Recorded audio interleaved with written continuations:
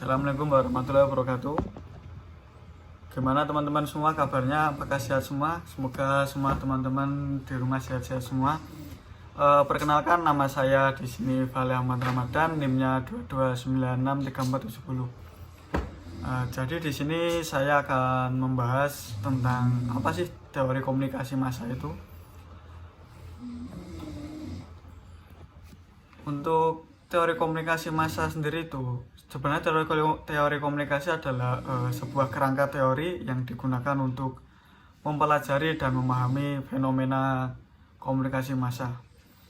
Teori ini berkaitan dengan aktivitas manusia dan media massa dan berfokus pada media sebagai sarana untuk menyebarkan informasi dan pesan yang mencerminkan tentang sesuatu yang dapat mempengaruhi budaya di dalam masyarakat. Lalu selanjutnya ada teori difusi inovasi atau biasanya disebut dengan diffusion innovation theory. Teori difusi ini dipopulerkan pada tahun 1964 oleh Everett Rogers dalam buku ciptaannya yang berjudul Diffusion of Innovation.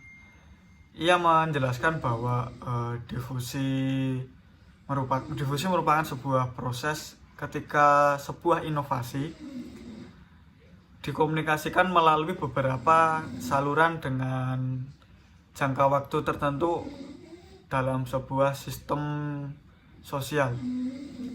Lalu di slide selanjutnya ada asumsi teori.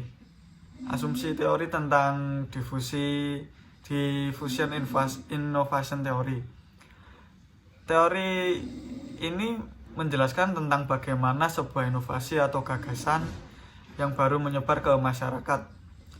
Lalu yang kedua tentang asumsi teori ada inovasi dapat diterima atau tidak oleh suatu individu atau masyarakat atau kelompok sosial tertentu. Lalu selanjutnya teori ini penting untuk mempelajari dalam bidang komunikasi dikarenakan dapat membantu seseorang untuk memahami bagaimana sebuah inovasi dapat diterima oleh masyarakat. Lalu di selanjutnya ada penerapan teori. Diffusion innovasi teori penggunaannya seperti pembayaran digital dalam beberapa tahun terakhir. Dalam beberapa tahun kita telah menyaksikan peningkatan bisa dibilang peningkatan yang signifikan dalam penggunaan pembayaran digital seperti dompet digital. Seperti yang kita tahu, dompet digital ada berbagai banyak macam seperti Dana, Shopee, OVO, dan lain-lain. Awalnya hanya sedikit orang yang menggunakan pembayaran digital tersebut. Namun melalui proses difusi kesadaran dan penerimaan terhadap teknologi-teknologi yang baru,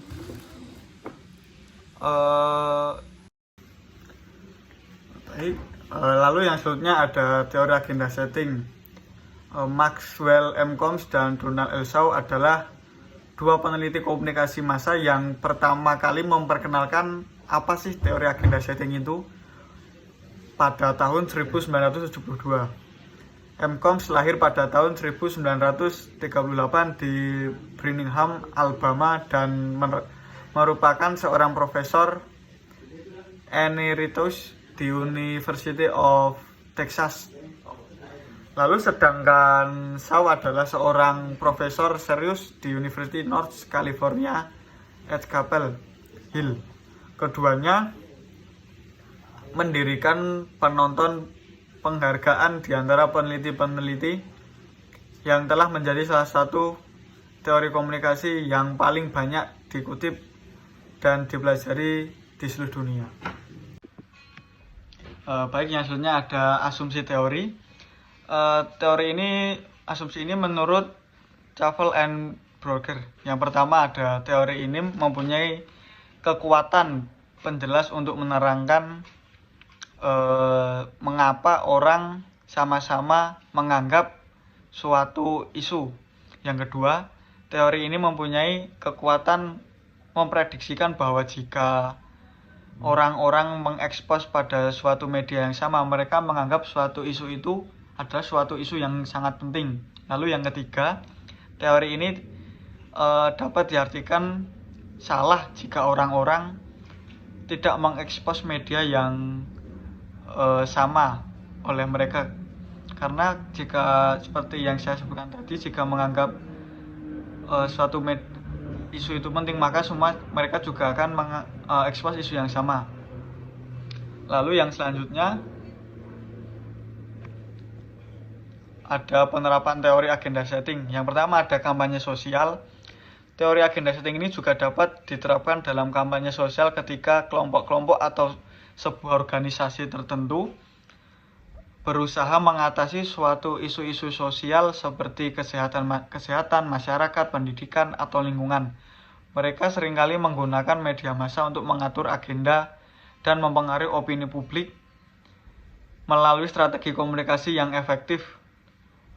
Lalu di sini ada kesimpulan tentang diffusion innovation theory. Kesimpulan dari diffusion innovation theory yaitu teori diffusi ini menjelaskan tentang bagaimana sebuah inovasi atau gagasan baru menyebar ke masyarakat. Inovasi dapat diterima atau tidaknya oleh individu maupun kelompok, organisasi sosial, dan lain-lain. Teori ini penting untuk dipelajari dalam bidang ilmu komunikasi karena teori ini sangat membantu seorang memahami bagaimana sebuah inovasi dapat diterima oleh masyarakat. Lalu, untuk kesimpulan tentang agenda setting teori, menjelaskan bahwa media massa ini memiliki kemampuan untuk menemukan isu mana yang lebih penting bagi publik. Teori ini penting dalam menerapkan atau menciptakan public awareness dengan menekankan sebuah isu yang dianggap paling penting untuk dilihat, didengar, dibaca, dan dipercaya di media sosial. Teori ini juga membahas tentang bagaimana isu diberitakan atau di framing oleh media massa. Jadi cukup itu saja penjelasan saya tentang teori komunikasi, lebih tepatnya teori agenda setting dan teori difusi inovasi. Mungkin kurang lebihnya mohon maaf kalau ada salah kata dalam penyampaian saya, mohon dimaafkan karena kesempurnaan hanya milik Allah Subhanahu wa Ta'ala pribadi. Dan di sini kita juga sama-sama belajar. Cukup sekian dari saya, Fali Ahmad Ramadan. Wassalamualaikum warahmatullahi wabarakatuh.